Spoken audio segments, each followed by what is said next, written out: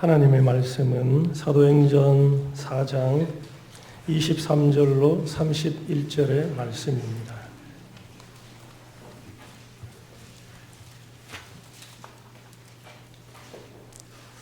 오늘 우리에게 주시는 하나님의 말씀입니다. 사도들이 노임에 그 동료에게 가서 제사장들과 장로들의 말을 다 알리니 그들이 듣고 한 마음으로 하나님께 소리를 높여 이르되 대주제여 천지와 바다와 그 가운데 만물을 지은 이시오 또 주의 종 우리 조상 다윗의 입을 통하여 성령으로 말씀하시기를 어찌하여 열방이 분노하며 족속들이 허사를 경영하였는고 세상의 군왕들이 나서며 관리들이 함께 모여 주와 그의 그리스도를 대적하도다 하신 이로소이다. 과연 헤롯과 본디오 빌라도는 이방인과 이스라엘 백성과 합세하여 하나님께서 기름 부으신 거룩한 종 예수를 거슬러 하나님의 권능과 뜻대로 이루려고 예정하신 그것을 행하려고 이 성에 모였나이다. 주여 이제도 그들의 위협함을 굽어 보시옵고 또 종들로 하여금 담대히 하나님의 말씀을 전하게 하여 주시오며 손을 내밀어 병을 낫게 하시옵고 표적과 기사가 거룩한 종 예수의 이름으로 이루어지게 하옵소서 하더라. 빌기를 다하며 모인 곳이 진동하더니 무리가 다 성령이 충만하여 담대히 하나님의 말씀을 전하니라. 아멘. 귀한 찬양 감사합니다. 우리 광진구 기독교 연합회 부활절 연합 찬양제 호산나 주관으로 준비하고 있는데 우리 통합교단을 대표해서 지난주에 58명이 모여서 연습했습니다. 최소한 70명쯤은 필요하다 말씀을 드렸는데 아직 12명쯤 모자랍니다. 우리 1층에 계신 분이나 특별히 2층에 계신 우리 좀 젊은 3040 세대들 있죠. 자원하는 마음으로 이번 기회에 부활절 연합제 찬양제 좀 함께 하시기를 권면합니다. 사순절 셋째 주일입니다. 3월의 봄은 변화무쌍한 것 같습니다. 눈이 내리고 바람이 불어쳐 겨울옷을 다시 꺼내 입은 한 주였습니다. 그러나 지체되었을 뿐 봄 기운을 막을 수 없습니다. 이처럼 시련이 있고 아픔이 있어도 그리스도의 사랑을 막을 수 없습니다. 우리를 그리스도의 사랑에서 끊을 것이 없습니다. 그분의 다시 오심도 막을 수 없습니다. 사람들은 오지 않는다, 그런 것은 없다 말해도 지체되는 것처럼 보일 뿐 예수님은 오십니다. 따라서 정결한 신부로 살아야 합니다. 몸과 마음을 거룩으로 단장해야 합니다. 거짓, 시기, 탐욕, 음란, 도둑질, 불의, 우상에서 떠나야 합니다. 사순절을 통해 세상으로부터, 죄로부터 그리스도의 보혈로 자신을 깨끗하게 하는 거룩의 시간으로, 경건의 시간으로, 회개의 시간으로 꼭 가지시길 바랍니다. 거룩한 주일 큰 일을 행하신 그리스도의 은혜와 사랑에 감사와 찬미의 제사를 드리고자 주 앞에 나온 성도에게 하나님께서 힘과 지혜를 주시길 축원합니다. 베드로와 요한은 감옥에 투옥되었고 다음 날 신문을 받았습니다. 이들이 갇힌 이유는 예수 안에 죽은 자의 부활이 있다고 가르치고 전했기 때문입니다. 열심히 복음을 전했는데 감옥에 갇혔습니다. 그리고 유대 권력자들, 그 무서운 종교 권력자들 앞에서 신문을 받습니다. 이런 상황에서 사도들의 모습이 어떠한가요? 사도들과 교회의 모습을 살펴보고자 합니다. 이들은 두려워하지 않았습니다. 이들은 위축되거나 주눅들지 않았죠. 이들은 담대했습니다. 13절 말씀을 보십시오. 우리가 봉독하지는 않았지만 13절 말씀 같이 한번 봉독하겠습니다. 시작. 그들이 베드로와 요한이 담대하게 말함을 보고 그들을 본래 학문 없는 범인으로 알았다가 이상히 여기며 또 전에 예수와 함께 있던 줄도 알고. 아멘. 자, 여기서 그들은 사두개인들, 장로들, 서기관들입니다. 이들은 권력자들이죠. 이들은 전문가들입니다. 사두개인, 바리새인, 서기관들은 율법 분야의 전문가입니다. 율법을 읽고 해석하고 가르치는 일에 탁월한 일가견을 갖고 있습니다. 게다가 이들의 손에는 권력도 있습니다.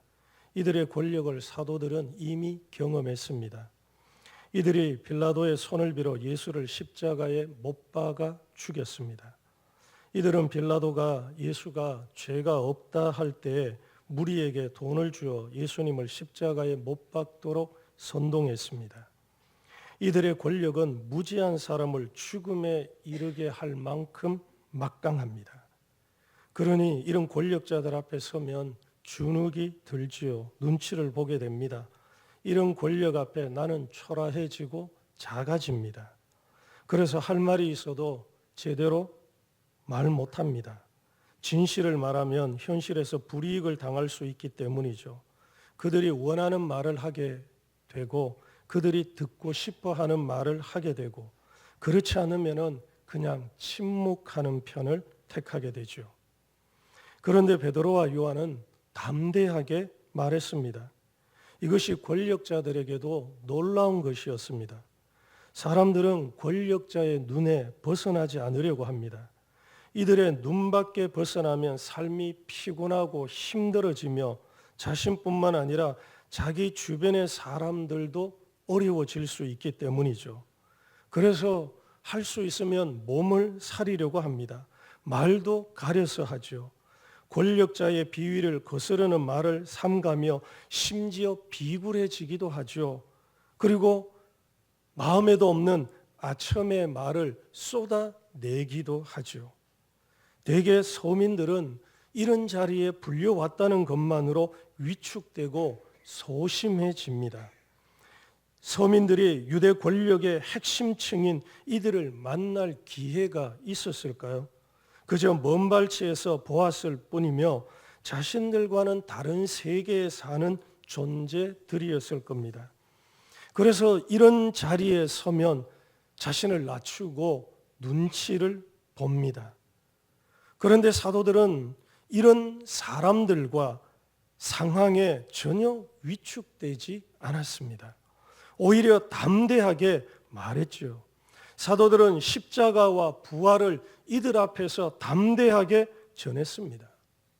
사도들이 잡힌 이유가 뭔가요? 사두개인들, 제사장들이 예수 안에 있는 부활을 가르치는 것을 싫어했기 때문입니다. 사도들도 그들이 잡힌 이유를 잘 압니다. 그러면 어떻게 해야 할까요? 그들의 눈밖에 나지 않으려면 적당하게 비위를 맞춰야 합니다. 그리고 교회를 생각하면 무리하게 말하지 말아야 합니다. 자신이 풀려나기 위해서라도 그리고 교회를 위해서라도 그들이 듣기 좋아하는 말을 해야 합니다. 그들이 싫어하는 말은 가급적 삼가야 합니다. 그런데 사도들이 그럴 생각이 별로 없습니다. 사도들은 신문하는 권력자들에게 사도행전 4장 10절과 11절에서 이렇게 말합니다. 너희와 모든 이스라엘 백성들은 알라. 너희가 십자가에 못 박고 하나님이 죽은 자 가운데에서 살리신 나사렛 예수 그리스도의 이름으로 이 사람이 건강하게 되어 너희 앞에 섰느니라. 이 예수는 너희 건축자들의 버린 돌로서 집 모퉁이의 머릿돌이 되었느니라. 사도들은 그들이 싫어하는 줄 알면서 십자가와 부활을 담대하게 선포했습니다. 너희가 십자가에 못 박고 예수를 죽인 사람이 너희라는 거죠. 하나님이 죽은 자 가운데서 살리신 나사렛 예수라고 분명하게 증언합니다. 놀랍지요? 사도들이 무슨 배포가 있어 이 권력 앞에서 담대하게 말할 수 있었을까요? 이전에는 사도들이 도망갔습니다. 사도들은 예수께서 권력자에게 잡혀 신문 받을 때 나는 예수를 모른다고 딱 잡아 뗐습니다. 자신들도 예수님처럼 잡혀서 신문 받고 고초를 겪을 것을 두려워해서 숨었습니다. 이들은 자신들의 비겁함을 알았습니다. 그래서 예수께서 말씀하신 대로 새벽에 닭이 울 때 베드로는 울었습니다. 그런데 지금은 담대하게 예수의 부활을 권력자들 앞에서 말합니다. 무엇이 사도들을 담대하게 만들었을까요? 상황은 변한 것이 없습니다. 예수를 십자가에 못 박아 죽인 이들의 권력은 변한 것이 없습니다. 이들은 여전히 적대적입니다. 여전히 사도들을 죽일 힘이 있습니다. 그런데도 사도들은 이들 앞에서 담대하게 거리낌 없이 말하는 겁니다. 사도들의 이런 변화는 어디서 온 것일까요? 사도들이 그리고 마가다락방의 120명의 성도들이 어디 단체로 가서 담력 훈련을 받았나요? 우리의 간이 너무 작으니까 간을 좀 키우자. 그래서 이들이 어디 가서 담력 훈련을 했나요? 아니죠. 사도들의 변화는 성령의 역사입니다. 성령께서 임하시면 무슨 일이 일어나나요? 너희가 권능을 받고라고 하셨습니다. 성령이 역사하면 권능을 받습니다. 이 권능이 무엇일까요? 병을 고치는 것도 권능입니다.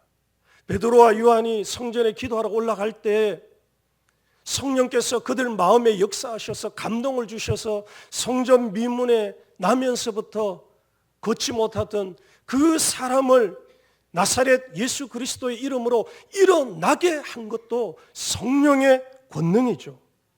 그뿐 아니라 이들이 이런 두려운 권력 앞에서 담대하게 말하는 것도 성령의 권능입니다. 그래서 공동번역은 담대하게를 자신 있게로 번역합니다. 말하는 것에 망설이거나 머뭇거리거나 주저함이 없는 겁니다. 분명하고 확신 있게 말하는 거죠. 성령이 임하시면 상황에 지배당하지 않습니다. 그런 일들, 우리 앞에 이런 현실, 일어난 것에 대해 두려워하지 않습니다. 그래서 사도계인과 서기관들이 너희가 무슨 권세와 누구의 이름으로 이 일을 행하느냐 물을 때 사도행전 4장 8절에 사도 베드로가 이렇게 말합니다. 시작합니다. 이에 베드로가 성령이 충만하여 이르되 라고 합니다. 무엇이 강조됩니까? 성령이 충만하다는 거죠. 성령이 충만하면 담대하게 말합니다. 우리가 잡혀왔다. 우리는 약자다. 우리는 저들의 눈치를 봐야 그나마 제대로 풀려날 수 있다. 저들은 율법과 종교에 있어서 전문가인데 우리는 그들의 지식에 비하면 한 줌도 되지 않는 지식을 갖고 있는 그런 보잘것없는 사람이라는 이 연약함과 두려움을 떨치고 담대하게 예수를 증거하는 거죠. 그러므로 담대하게 되려면 성령의 충만을 받아야 합니다. 담대함은 성령의 역사입니다. 담대하지 않고 복음을 전할 수가 없습니다. 세상은 복음 전하는 우리를, 그리스도인을 싫어합니다. 오늘 말씀에 사두개인들, 제사장들이 싫어한 것처럼 십자가와 부활을 전하는 그리스도인을 싫어합니다. 그리고 그것을 전하지 못하도록 압력을 넣지요. 눈치 보게 만들지요. 불이익이 있을 것이라고 합니다. 내 이익, 내 생명, 내 가족 생각하면 그들이 싫어하는 것을 전하는 것이 심히 부담되죠. 그래서 전하지 못했습니다. 전하는 것이 두려웠습니다. 그런데 성령이 임하자 사도들이 변화되었습니다. 사도들이 더는 이런 권력자들, 이런 부유한 사람들, 내 길을 꺾는 이런 불의의 사람들을 두려워하지 않는 거죠. 우리가 하나님 나라를 전파하기 위해서는 담대함이 필요합니다. 구약성경 여호수아서를 보면 모세가 죽고 난 후에 하나님께서 여호수아를 이스라엘의 지도자로 세웁니다. 여호수아는 하나님께서 주신 기업 가나안 땅을 취해야 할 사명을 받았습니다. 이런 여호수아에게 하나님께서 주시는 말씀이 뭔가요? 여호수아 1장에 반복되는 말씀이 강하고 담대하라. 강하고 담대하라. 이 1장에 이 말씀이 3번 나옵니다. 2번은 하나님께서 여호수아에게 하시는 말씀입니다. 1장 6절에 보면 강하고 담대하라. 7절에 오직 강하고 극히 담대하여 나의 종 모세가 내게 명령한 그 율법을 다 지켜 행하고 라고 말씀합니다. 그리고 마지막 한 번은 백성들이 여호수아에게 말합니다. 오직 강하고 담대하소서. 하나님께서 기업으로 주신 땅을 취하려면 필요한 것이 뭔가요? 강하고 담대한 것입니다. 이 담대함은 내게 겁과 두려움을 주는 것을 떨치고 용기 있게 나가는 것입니다. 우리 눈에 가로막혀 있는 현실 장벽을 넘어 우리와 함께 하시는 전능하신 하나님을 믿는 것에서 이 담대함이 나옵니다. 그리스도인이 앞을 향해 나아가지 못하도록 발목을 잡는 것이 있습니다. 상황을 두려워하게 만들고 사람을 두려워하게 만듭니다. 겁에 질리게 하는 거죠. 힘센 사람, 내 앞을 가로막고 있는 강한 군대, 강한 족속, 권력자들입니다. 그래서 여호수아와 이스라엘 백성에게 필요한 것이 담대함입니다. 가나안 땅은, 가나안 족속은 바뀐 것이 없습니다. 거인 족속, 강하고 힘센 가나안 족속이 사는 것은 그대로죠. 그러면 누가 변한 것인가요? 이스라엘이 변하는 거죠.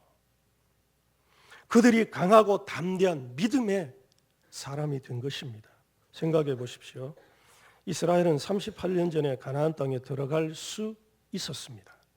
그런데 들어가지 못했죠. 왜 들어가지 못했나요? 이스라엘이 아낙 자손과 자신들을 비교하면서 자신들을 메뚜기와 같이 여겼습니다. 강한 사람들, 거대한 족속들을 보면서 겁이 났습니다.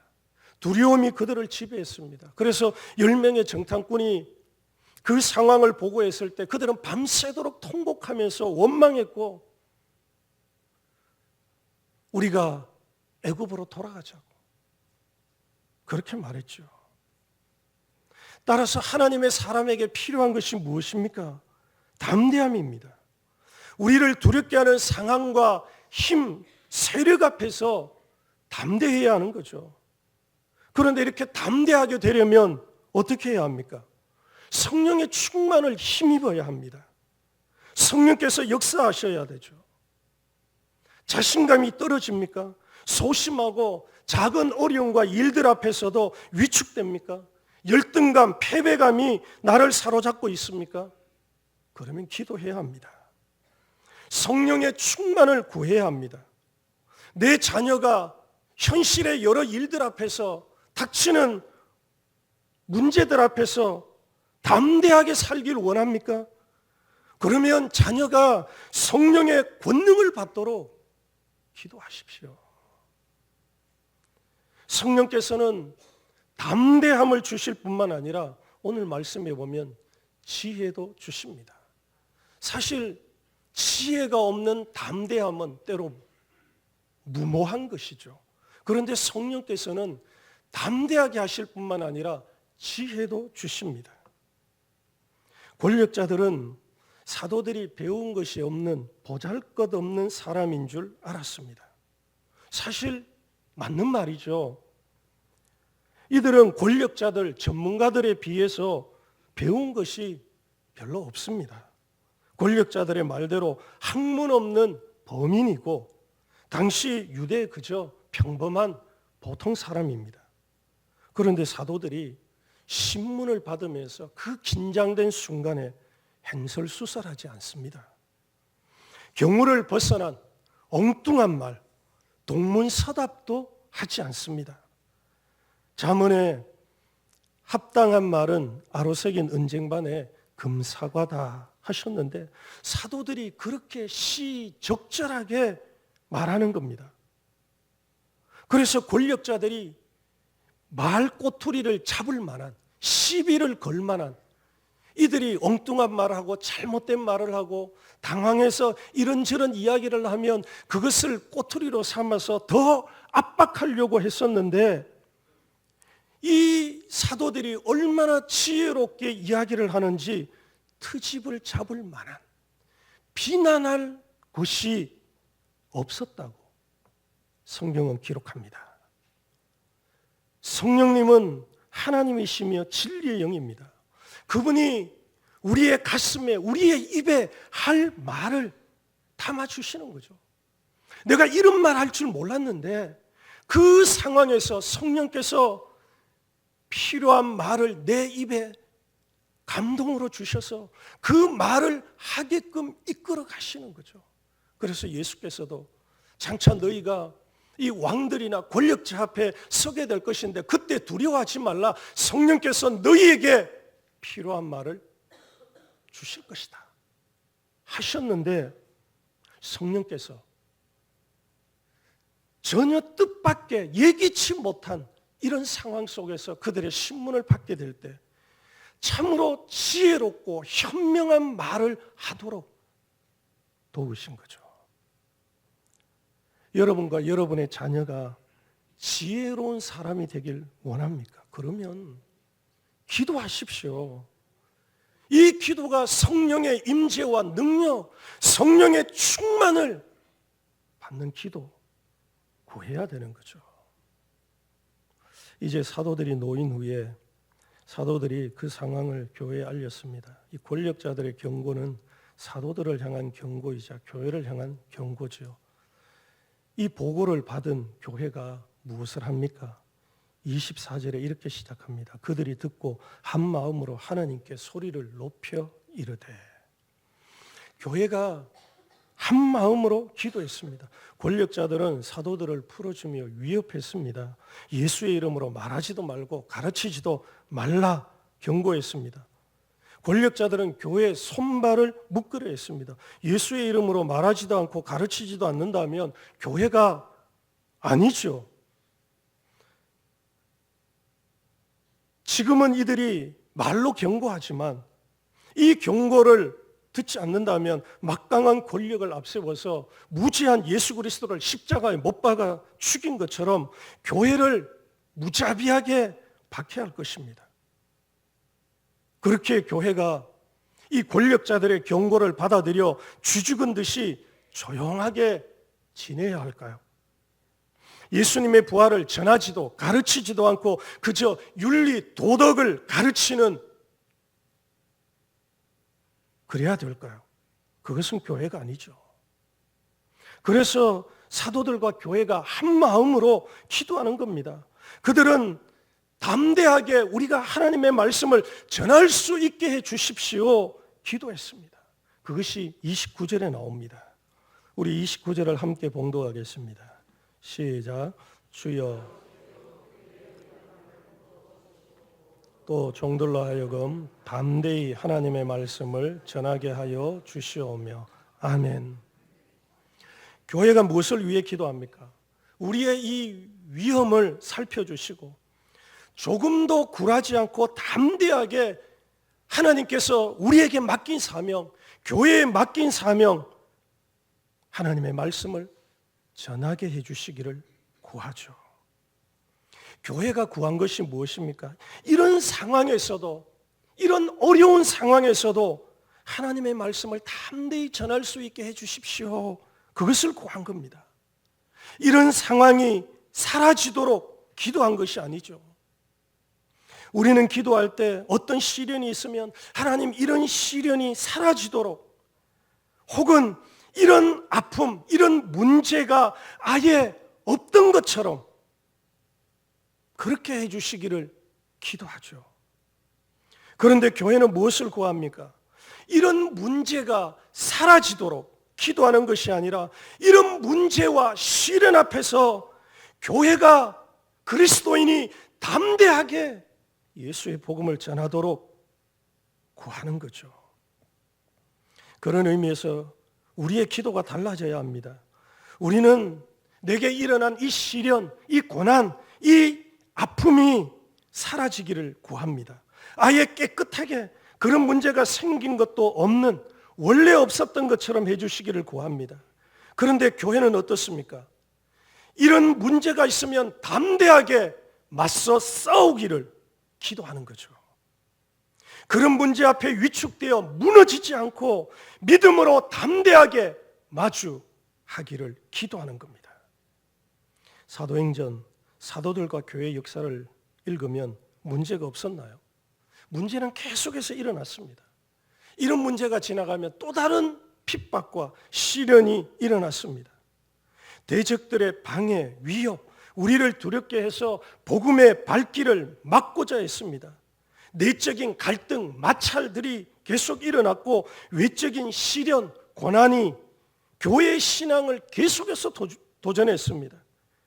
그때마다 교회는 이런 시련에 맞서 담대하게 싸웠습니다. 담대하게 이런 문제들 앞에서 기죽지 않고 예수의 이름을 증거한 것이죠. 그래서 이 복음이 지금 우리에게까지 오게 된 것입니다. 요즘 불안하고 두려운 일이 있습니까? 이런 연약함에서 벗어나고 싶습니까? 인생을 힘있고 당당하게 살고 싶습니까? 자신감 있는 삶을 살고 싶습니까? 그러면 성령의 충만을 받아야 합니다. 우리는 세상의 큰 거대한 권력과 그리고 거대한 부, 그리고 자기 자신을 자랑하고 그 성공을 앞세우는 사람들 앞에 한없이 기죽고 연약해지는데, 우리가 이러한 삶 속에서 당당하고 자신 있게 살려면 성령의 권능이 필요한 겁니다. 성령의 충만을 얻는 길은 기도에 있습니다. 성령을 사모하며 바라는 것에 있습니다. 그래서 경건한 사람들, 믿음의 사람들의 특징이 무엇이냐면 기도하는 겁니다.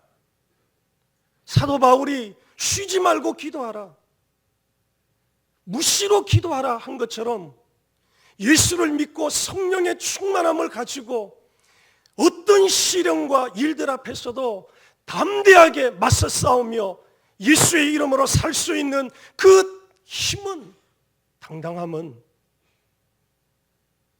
기도를 통해 성령의 권능을 더딤으로 일어나는 것이기 때문이죠. 그래서 이 땅에서 경건한 사람들, 하나님의 일에 쓰임받은 사람들은 기도의 삶을 산 겁니다. 오늘 말씀에 교회도 한 마음으로 기도하죠. 그러자 어떤 일이 일어났습니까? 31절을 보십시오. 함께 봉독하겠습니다. 시작. 빌기를 다하며 무리가 다 성령이 충만하여 담대히 하나님의 말씀을 전하니라. 아멘. 할렐루야. 기도하였더니 진동이 일어났습니다. 하나님의 응답이 있었죠. 성령이 교회에 임하여 충만하게 되었고, 성도는 위축되지 않고 이런 위협, 협박 앞에서도 담대하게 예수의 복음을 전하죠. 이 일이 사도행전에 계속해서 일어납니다. 후에 바울이 교회를 핍박할 때도 흩어질지언정 예수의 복음 전하는 것을 포기하지 않죠. 사도들과 교회가 담대하게 행하는데 오늘 기도에 또 한 가지 중요한 것이 나옵니다. 교회 기도를 한번 보겠습니다. 24절입니다. 24절 같이 봉독하겠습니다. 시작. 그들이 듣고 한 마음으로 하나님께 소리를 높여 이르되 대주제여 천지와 바다와 그 가운데 만물을 지은 이시오. 아멘. 세상을 두려워하지 않고 담대하게 되는 비결이 이 기도의 첫 구절에 나옵니다. 교회가 하나님을 어떤 분으로 고백합니까? 교회가 하나님을 어떤 분으로 부릅니까? 대주제요. 대주제요. 이 주제란 말은 어떤 일을 중심에 되어 맡아 처리하는 겁니다. 이것이 주제의 정의입니다. 새 한글은 그래서 주인이신 주님, 주인으로 번역합니다. 세상을 창조하시고 돌보시며 모든 일을 중심이 되어서 처리하시는 분이 하나님입니다. 세상의 권력자들은 하나님의 도구입니다. 그들이 세상을 좌지우지하는 것 같으나 하나님께서 그의 섭리와 뜻 가운데에서 이 세상을 다스리는, 통치하시는 겁니다. 교회는 하나님을 이런 분으로 믿는 거죠. 세상을 다스리시는 분, 우주 만물을 통치하시는 분입니다. 그렇게 우리가 두려워야 할 분은 이 세상에서 몇 년간 권력을 잡고 그저 자기 이익을 위해 사는 그런 존재들이 아니라 길어야 10년, 20년 그렇게 권력을 잡아서 행하는 이들이 아니라 우리의 몸도 멸하실 수 있고 우리의 영혼도 멸하실 수 있는 그 크고 영원하신 하나님을 교회가 두려워하는 겁니다. 그래서 이 하나님을 두려워할 때, 이 하나님이 우리의 하나님임을 믿을 때 담대하게 나아갈 수 있는 거죠. 우리 하나님이 저들보다 더 크신 분이기 때문이죠. 그러므로 누가 세상을 다스립니까? 누가 이 세상의 주인입니까? 누가 여러분이 일하는 그 일터의 주인입니까? 누가 여러분이 모이는 그 모임의 주인입니까? 우리 가정의 주인이 누구입니까? 여기에 분명하게 답해야 합니다. 하나님이 만물을 창조하셨을 뿐만 아니라 그분이 다스리고 그분이 통치하시며 이 땅의 모든 것이 그분의 주권하에 있는 것을 믿는다면 우리가 왜 권력자의 눈치를 보고 나보다 돈이 좀 많다고, 나보다 좀 성공했다고, 나보다 좀 더 배운 그런 사람들의 눈치를 보고 기가 질려서 스스로 자신을 작게 여기며 사냐는 거죠. 교회는 대주제이신 하나님, 만물을 창조하시고 다스리시는 전능하신 하나님을 믿기에 담대한 것이죠. 사랑하는 여러분, 도대체 여러분을 주눅들게 하는 것이 무엇입니까? 복음을 전하는 것이 두렵습니까? 나를 부러뜨릴 것 같은 강자들 앞에서 사도들 교회는 위축되지 않았습니다. 그들은 담대했습니다. 성령으로 충만하여 담대하게 말했습니다. 우리도 담대해져야죠. 그리스도인은 담대한 사람들입니다. 세상을 두려워하지 않는, 불의와 거짓을 겁내지 않는 담대한 사람들이죠. 그래서 우리의 입과 걸음을 막는 세상을 향해 예수의 부활을 담대히 전하는 성도와 교회가 되기를 축원합니다. 기도하겠습니다. 오늘 말씀을 기억하며 기도하겠습니다. 하나님, 담대하게 해주십시오. 무엇이 두렵습니까? 무엇이 우리를 눈치 보게 합니까? 왜 우리는 쪼그라듭니까? 하나님의 아들이요 하나님의 딸인데, 이 우주 만물을 다스리시는 그분이 우리와 함께 하시는데 자신감 있고 당당하게 살려면 성령의 권능을 받으십시오. 하나님, 제가 이런 담대한 사람이 되게 해주십시오. 그리고 우리 중곡동 교회가 기도함을 통해 성령의 권능을 힘입어 부흥하는 교회가 되게 하시고 예수의 복음을 전하는 교회가 되게 하시고, 우리 건축위원회가, 이 건축위원들이 현실의 장벽 앞에, 그 숫자들 앞에 위축되지 않고 믿음의 눈을 들어 담대하게 하나님께서요 말씀하신 그 일을 행하는 건축위원회가 되게 해주시기를, 우리 중곡동 교회가 되게 해주시기를, 이런 기도 제목으로 우리 한 1, 2분 정도 기도하겠습니다.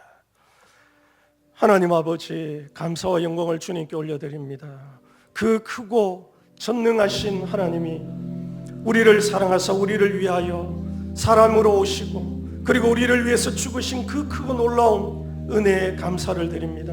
하나님, 이 시간 기도하기는 아버지, 상대적으로 사는 이 세상 속에서, 그래서 강한 자에게 약하고 약한 자에게는 강한 우리의 이 위선적인 삶을 예수 그리스도의 십자가를 통하여서, 부활을 통하여 우리에게 승리를 주심을 통하여 하나님, 어떤 상황과 어떤 사람들 앞에서도 참으로 진리를 따라 예수의 이름으로 담대하게 살게 하시니 주님 감사를 드립니다.